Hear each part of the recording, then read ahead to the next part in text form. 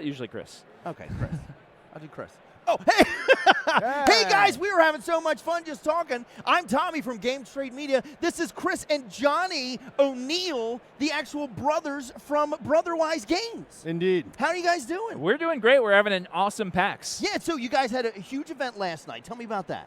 Well, last night we took the main stage at 5 o'clock with Patrick Rothfuss and Havana Mahoney. So Patrick Rothfuss, who PAX fans will know as Viari from Acquisitions Incorporated, and is, of course, the New York Times best-selling author of The Name of the Wind. He got up on stage to play the game that we made based on his novels.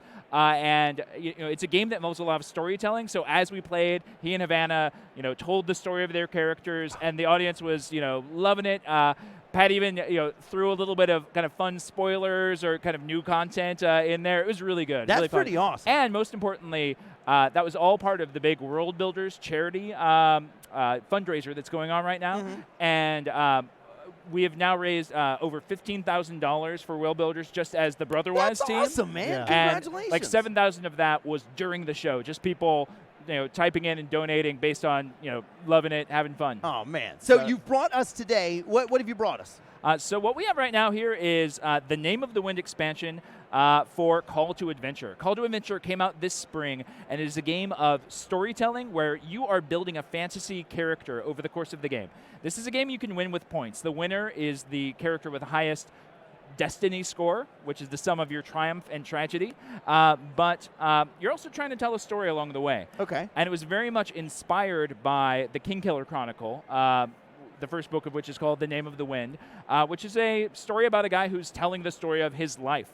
And it's a story where, you might kind of slay a dragon. In this case, it's called the Dracus. But just as important is, meeting your first love or, doing research and discovering something. So it's a very character-driven hero-building story. Awesome. And about how long does it take to play? I mean, if you're building a character, how long is your story? So this is, a two-player game could be as short as 30 minutes, but this is about 45 minutes to an hour. And but what you accomplish in that is almost like the sum of a D&D campaign, in that hour.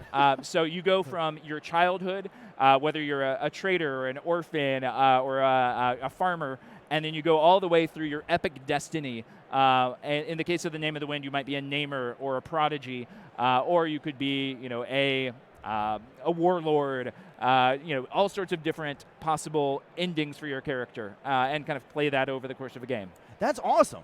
So now, with this game, now you're saying it's an expansion, right? It's an expansion to Call to Adventure? Yes. It is. So the base game launched via Kickstarter last year. We had a huge Kickstarter. It got into stores in spring.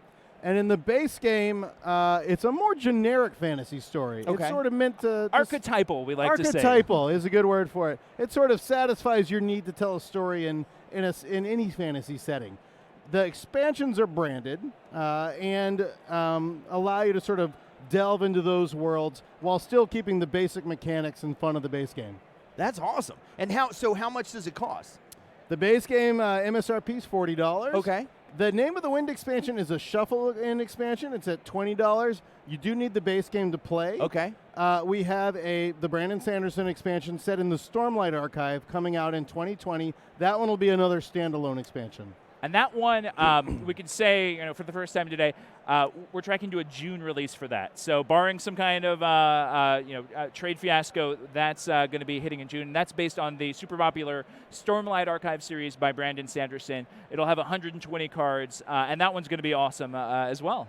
Now, is Call to Adventure already available? You can get that everywhere? Yeah, It absolutely. is, in stores. Where would you prefer people to get it? Do you want them to get it online? We'd love or for do you to go to your friendly local game store. There you go. Support your local game store owners. It's popular. It's in stock. All distributors carry it. There's no reason that if your local game store doesn't have it, just ask them to order it. They'll get it for you soon enough. Yeah, I mean, this looks like a perfect holiday duo right here. Stocking stuffer and a It's wrapped perfect. gift. If you've got a fantasy fan in your house, and better yet, if you've got a Patrick Rothfuss fan in your house, this is a no-brainer. I mean, the art is gorgeous. I was going to get to that. This art is amazing. So one thing we like to do is we like to make sure all of our games have a very distinctive art style. And in this case, we went with concept art. So art that's a little bit sketchy, a little bit painterly, where you can kind of put your own character into it, rather than being told this is exactly what this character looks like. And we took this as a really cool opportunity in the case of the Name of the Wind to do 80 illustrations for this world that a lot of people are in love with but have never really seen before. And so this is the first look at a lot of these characters. Every one of these images was approved by the author. In many cases, we made adjustments to make them more accurate to his vision for the characters. Awesome. And that's a really cool aspect of getting to work on something like this with our absolute 2 favorite fantasy authors. It's a very cool thing about working on games like this. Nice. And what's the token mechanic? So the token mechanic is the new mechanical twist into this. So normally in Call to Adventure, when you fail, you get experience. Okay. And you can spend that experience to sort of get mad and try harder next time. In the Name of the Wind, when you fail, you get another thing that happens. You have the chance to learn a name. And this is like naming magic, where to know the name of something, it becomes yours to command. You can learn the name of fire, iron, or the wind. And once you know one of these names, you can then automatically overcome that sort of challenge when you face it again. So even people who aren't fans of this particular world have been picking this up and have been telling us, oh, this is still, I can tell great new stories with these additions, and this is a really nice mechanical twist that just gives the game that little extra level of complexity and neat stuff to do that people like. And if you're more of a sort of gamer's gamer and less of a storyteller, it's important to know it's a little bit of an engine builder. So there is a fair bit of strategy behind it. As you acquire cards, they're going underneath your character cards, and you're gaining new and better abilities. So you are able to think strategically through the game, and as Johnny said, everyone gets to tell a story, but only one person's going to win. So you're finding different. There's many different paths to victory in the game. There's a clear objective winner in this game from a points what's perspective. the win condition? How are you like, boom, you're the winner? That's the neat thing. It depends on what your destiny is. So each of the cards has some points that they give, either triumph or tragedy. But each person's individual destiny tells them how they'll score individually. Okay. So everyone has a slightly different path to victory. Because then you can't automatically plan how you're going to win. And the destinies start off hidden. So you don't know what I'm going to be doing in terms of trying to do that. You don't know what my destiny is until I reveal it to you. Yeah, that is great. Now, where can people find about this online? You can go to brotherwisegames.com, just like otherwise, but with a BR in the front, right here.